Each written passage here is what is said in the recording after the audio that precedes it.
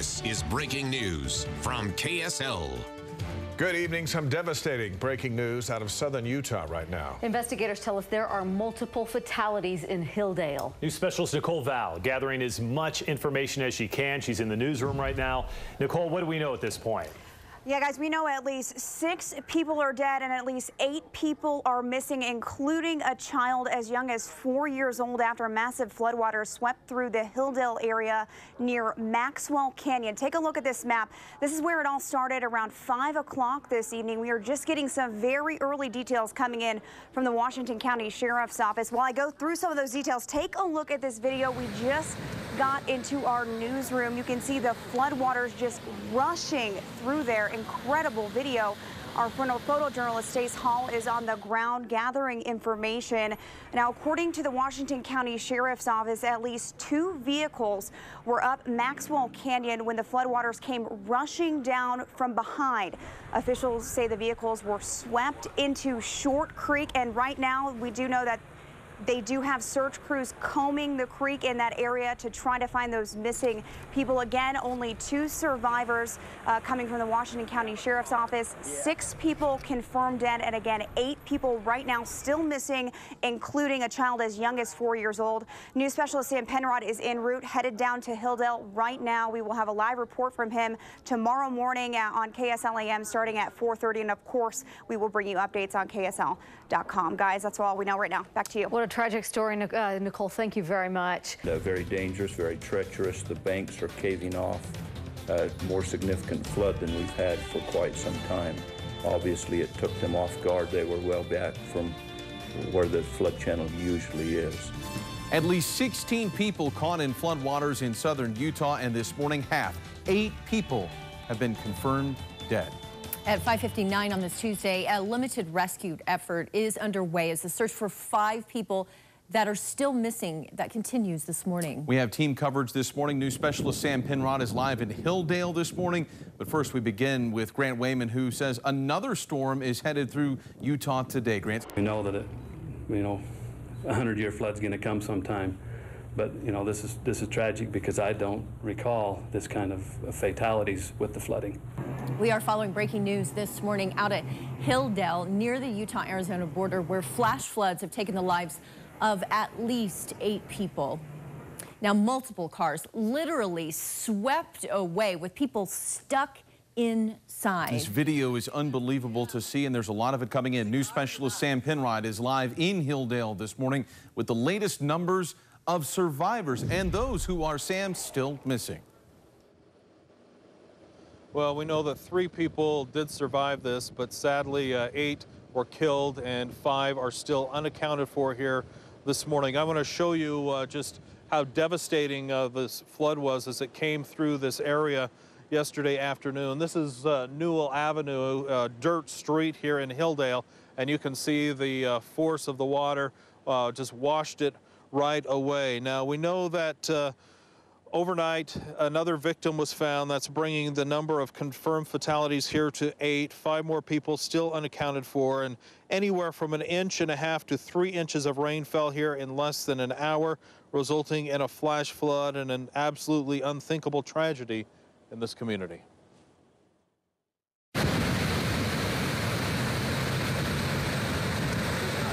This was the scene early Monday evening as a torrent of water rushed through Hildale.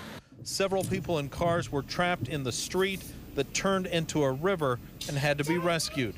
But just north in Maxwell Canyon, a van and another vehicle had stopped outside of where the flooding began and were watching the runoff when another flood hit them and they were swept away from behind. And they had stopped outside of that flood area, well outside of it, and were standing there watching the flood. And a flash flood came down the canyon and actually came across and come around behind the vehicles. One eyewitness says that he was in a vehicle further up, and it got clear up to his vehicle, several hundred feet away. And so he got in his vehicle, got out of the way, and when he got up, the vehicles were gone. Authorities say everyone who was caught in the violent floodwaters are local residents. The search began immediately for the 13 individuals missing. Sadly, 8 bodies have been recovered. The search continues for another 5 victims. are actively searching, combing the banks. It's, like I said, an active incident. There's still active floodwaters, and very dangerous, very treacherous. The banks are caving off. More significant flood than we've had for quite some time. And we're told the official search will resume this morning at 7 o'clock as people here hold out hope that more survivors will be found among the 5 people still unaccounted for. But more rain is in the forecast here in this area. We've had a pretty good thunderstorm that came through here about an hour ago, and so they're not out of the woods here yet with all of the flooding and the soil that is so saturated from all of the rain that fell here yesterday afternoon. Sam Penrod live in a very small, tight-knit community of Hildale, Utah, where they are grieving for the loss of those 8 people, and still the search efforts continue this morning. Sam, thanks for the update. We know now that those cars were swept away around 5 o'clock yesterday afternoon, but I guess the question here is, when did the storm initially hit? Grant Wayman has a really unique perspective here, taking a look at Vortex when this powerful storm came through. Grant. Exactly, Andrew. Yeah, Vortex can kind of pinpoint the exact timing, placement of these showers and thunderstorms. Now, I've got a still image here because we're kind of getting beyond the time now, the scope of where of how long Vortex can take a look at an image. This was approximately 4:45 in the afternoon, so shortly before 5 o'clock in the afternoon. Very, very strong colors showing up on the radar here. All the white dots, by the way, indicate numerous lightning strikes. So this was a clobbering thunderstorm, many lightning strikes. The purple and even the black indicating either some large hail or extremely heavy rain. Sam mentioning the estimates between 1 and 3 inches of water in a very short amount of time. A storm like this could have easily done that. As it moved away, other showers and storms followed, and that's what brought the heavy rain to that area. There were other parts of the state that saw some very heavy rain as well, and we, as Sam mentioned, not out of the woods yet, the potential for more strong thunderstorms again today across the state, but that does include the community of Hildale as well. Something that we certainly need to keep our eyes on throughout the day today, guys. This is an absolute tragedy, not only to this community, but to our entire county. A day of searching for the victims and cleanup for the community of Hildale, Utah. There were FLDS and non-FLDS working together for one common cause. Tonight, dramatic video shows the moments a flash flood came through town, turning the streets into raging rivers, and the power the floods carried with them. Take a look at this video. You just saw it again. It's powerful. Those cars get swept away by the floodwaters in Short Creek, just north of Hildale in Washington County. Tonight, the death toll stands at 12, and right now the search continues for one remaining victim. We have team coverage of the tragedy in Hildale. News specialist Nkoyo Iyamba looks at a series of tragic events for the community. Jed Bull has reaction to these deadly floods. Mike Anderson will take a look at reaction from the state and other agencies, and we begin, of course, with Mike Hedrick anchoring our coverage from Hildale. Mike? Yeah, Dave and Deanie, it is tough to put into words what has happened here over the course of the last 24 hours. Lives have been lost, devastation throughout this area. We're not just talking about the lives, but we're talking about homes and families. You see the mud behind me. This is Short Creek. This is where you can kind of get an idea of just how dramatic and how heavy the rains were, and the floods came through. And you see all that mud that's piled up over this road. This is just one area of the whole area here in Hildale and Colorado City that has seen so much damage. Let me walk you through what's happened here over the course of the last 24 hours, because it all started yesterday at about 5 o'clock. That's when an SUV of some type, a minivan, and then another vehicle were swept away by the floodwaters. Both vehicles going into Short Creek, which is just north of Hildale here in Washington County. Rescue crews say that the vehicles were stopped in Maxwell Canyon, just outside the initial flood area, when the water overtook them from behind. Authorities say that there were 9 people inside that van, 7 people in the other vehicle. Of those, we know 12 people are dead, 1 person still missing, and there were 3 survivors. Some of the victims in the situation as young as 4 years old. As the search for that one remains, and it continues, the work has already begun as far as cleanup is concerned in this area, and that's really one of the big tasks as they move forward that they'll have to try and take care of. News specialist Mike Anderson has been looking into the resources to do the cleanup. And Mike, I'm sure it's more than just money we're talking about here. You got to get bodies, you got to get equipment down here to fix things. Yeah, it's going to be a lot of work. You know, that's why the Lieutenant Governor Spencer Cox is here today to see how the state can help. They've got the National Guard already being sent down, as the Lieutenant Governor is calling this one of the worst flooding disasters this state has ever seen. Much of the ripped up earth sits right outside John Barlow's front yard. Never happened like this. The water rose so fast. The debris was so much.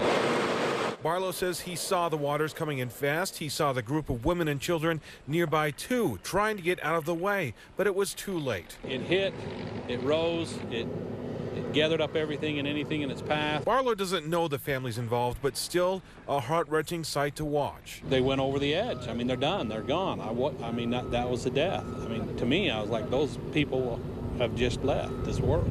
See where these big rocks have come from. Hildale Mayor Philip Barlow took Lieutenant Governor Spencer Cox on a tour of that same area today, showing how much damage was done in such a short amount of time. I've never seen this kind of devastation in the state of Utah from a flash flood. And he says these small communities will need help from the state, more than just tax dollars to make repairs and clean up. The good news is we have an incredible amount of manpower, and what we can do now to help these families out is to do our best to recover and put some closure here. It could likely take months to get back to normal, damage that Barlow says happened in just a few minutes. Nothing I can do, and there's nothing anybody can do. It just happened so fast. Yeah, very fast. In fact, Barlow's Mayor Philip Barlow says that he did get an alert from the National Weather Service of a flash flood warning, but that actually didn't come until right after all of this had happened. So just to give you an idea of how fast this all came in yesterday, Mike. It is amazing. It's hard to comprehend as you talk about one of the worst the state has ever seen. And so hopefully crews can get in here and clean up as quickly as possible. Yeah. Mike, thank you.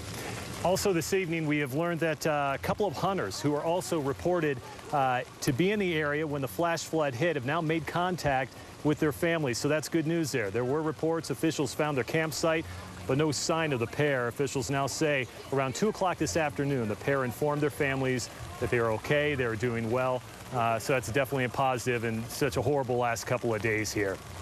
Devastating floodwaters and the deaths, as you would imagine, have stunned this community. And not just here, but I think on the outer lying areas as well, and the state in general. Most of the people who live here are with the FLDS faith. We know that, and we have covered that over the years. News specialist Jed Bull showing us how the community is reacting today, and this is tough for everyone, Jed. It sure is, Mike. As we both know, members of the FLDS faith typically don't talk to the mainstream media, but a couple former members of the church talked to me today, and they said that this is the worst disaster that their community has ever seen. I am devastated for the families that were lost here. As search crews tried to find remaining victims of the flood, residents gathered to watch while others tried to put the loss in perspective. It was good to see that without any confrontation, without any bad gestures from anybody, then there were FLDS and non-FLDS working together for one common cause. As the floodwaters arrived, there was too much water to go through. Raging rivers blocked many intersections.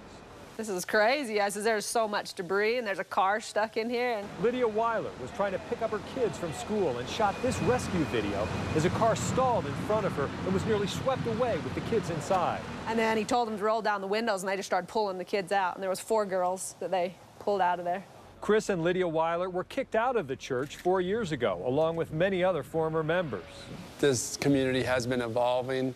It's changing from only FLDS members to now outsiders are moving in. He says this community, which typically keeps outsiders at a distance, is glad for the outside help today. But right now, in this time of need, it is important to have help. It's important for people to come in and see what's going on. They're grateful for the help, and I know that they are.